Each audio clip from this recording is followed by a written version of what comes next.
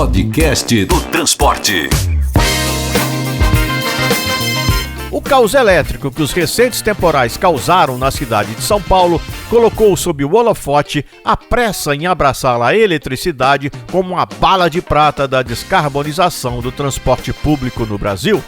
Aqui, no podcast do Transporte, vamos lembrar, já em agosto, em nossa cobertura do Congresso NTU que aconteceu em Brasília, já havíamos cantado a bola da falta que faz uma discussão mais aprofundada sobre a infraestrutura necessária para viabilizar a eletrificação em massa de frotas de ônibus. Pois é, de lá para cá, aconteceu o importante lançamento na Arena ANTP da planilha de cálculo dos custos dos serviços de transporte coletivo urbano por ônibus elétrico. E agora, a gente chamou ao nosso microfone Luiz Carlos Nespoli, o Branco, superintendente da ANTP, para entender melhor essa iniciativa e o que tem a ver com o que a gente falou lá em agosto no evento da NTU.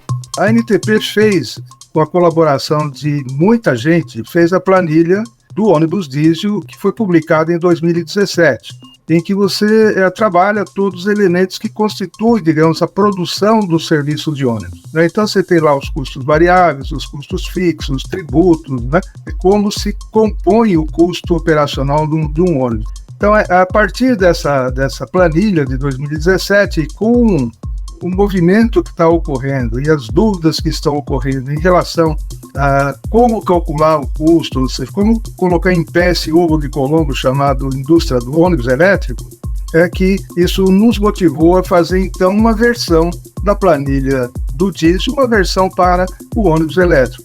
Mas o nosso trabalho, ele teve essa finalidade inicial de você produzir uma coisa sistemática para entender os insumos que estão entrando ali, os seus índices de produtividade e ter o cuidado de, na hora de projetar isso na cidade, ver exatamente o efeito, as consequências disso, Essa foi a finalidade.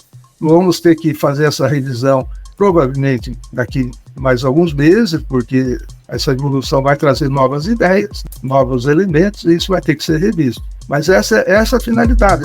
A existência dessa planilha da ANTP, que sistematiza as muitas variáveis específicas da operação de ônibus elétrico a bateria, já é um senhor avanço para o mercado do transporte. Afinal de contas, hoje está todo mundo tateando, rodando testes nas ruas de várias cidades, enquanto ao mesmo tempo faz uma aposta arriscada e que parece concentrada demais em uma só alternativa descarbonizante, como explica Luiz Nespoli, superintendente da ANTP. Nosso congresso teve alguns painéis que trataram de tudo isso, Então, a matriz energética não pode ser um pensamento único de eletricidade.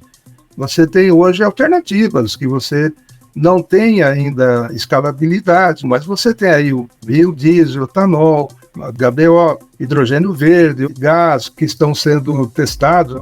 A matriz energética do Brasil não pode ser exclusivamente elétrica. Então, o que a gente, inclusive, propõe na planilha da NTP é que você tenha frotas híbridas, uma mistura de frota pura, elétrica, com uma frota diesel. Você tem hoje o Euro 6, que é obrigatório no país, uma resposta com material particulado, que é o poluente mais danoso à saúde nas cidades, ele já retira quase que 94% de tudo isso. Você tem ônibus que podem caminhar na direção da descarbonização.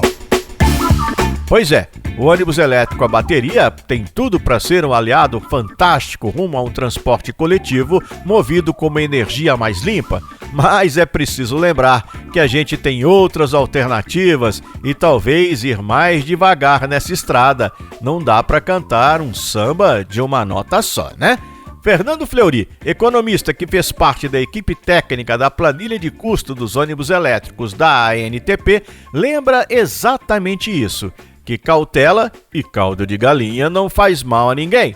Fleury acha ainda que a gente precisa aproveitar o semi-apagão paulistano para aprender algumas lições. Não é pelo fato de ser uma linha de tendência que o movimento tem que ser feito de forma abrupta, descoordenada ou intempestiva. Nós vamos ter que fazer essa transição de forma gradual e entendendo os próprios limites sobre a eletrificação da frota.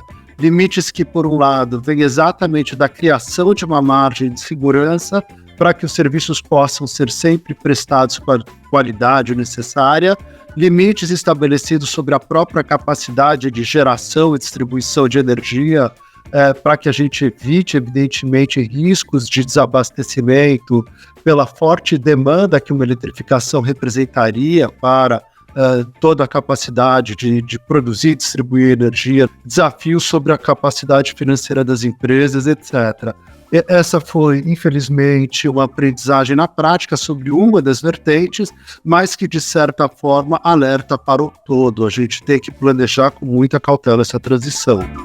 Um ônibus elétrico movido a bateria é cerca de 3 vezes mais caro que a versão a diesel, mas não é nem o peso desse investimento o que mais assusta no processo de transição.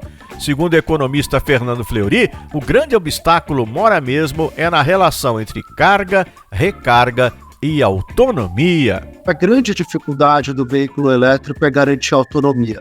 A autonomia do veículo varia de acordo com condições de temperatura, o ar-condicionado funcionando, condições de tráfego, condições de relevo e, por incrível que pareça, varia e muito com a forma como o motorista conduz esse veículo. O que significa dizer que a autonomia nominal que se fala hoje de 250 km, em diversas experiências, ela está se mostrando menor, que seria o problema para o planejamento de muitas redes de transporte.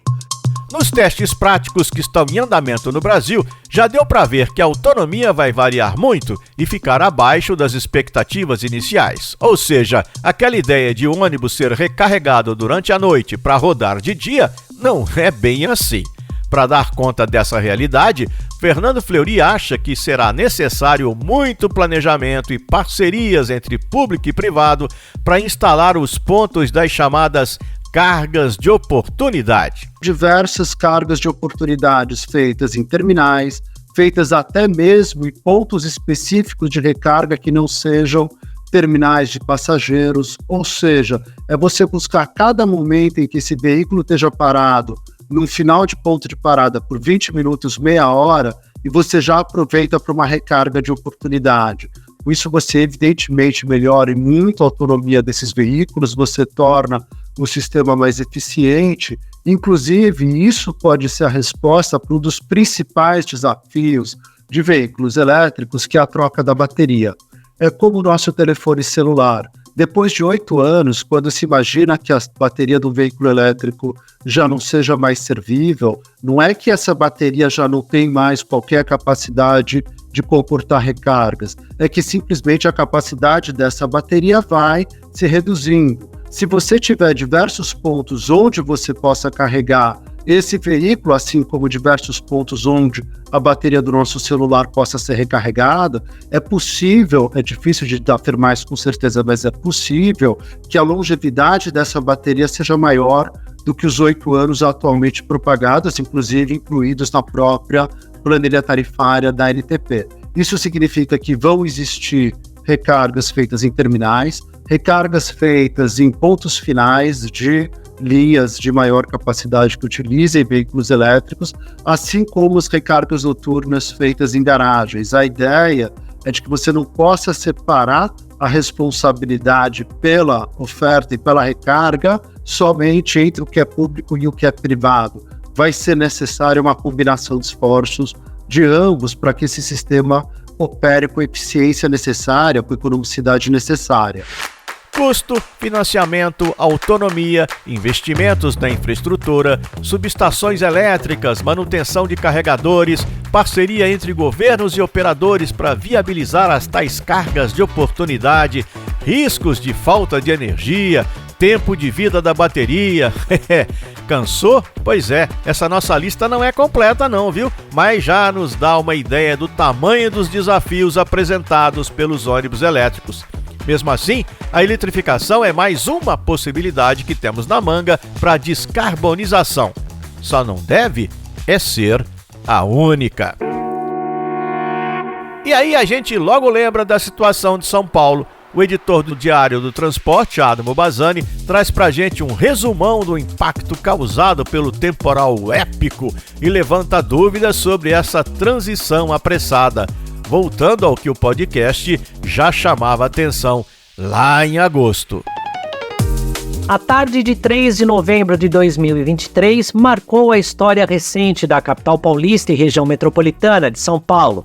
Uma forte chuva acompanhada por rajadas de ventos que ultrapassaram a 100 km por hora causou mortes e transtornos. Ao menos 7 pessoas perderam a vida na região metropolitana. Linhas de trem e metrô foram atingidas.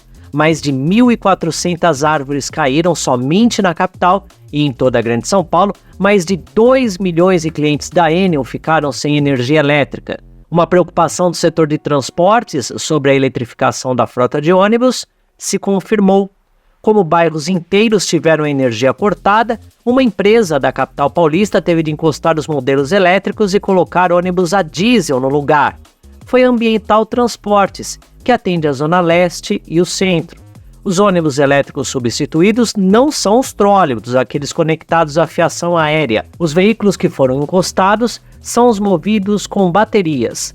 2 linhas de trólebus também foram afetadas por causa da consequência da chuva e tiveram de ser operadas por ônibus a diesel.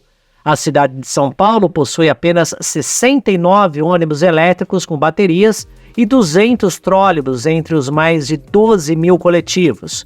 Somente a Ambiental Transportes possui 12 ônibus com baterias.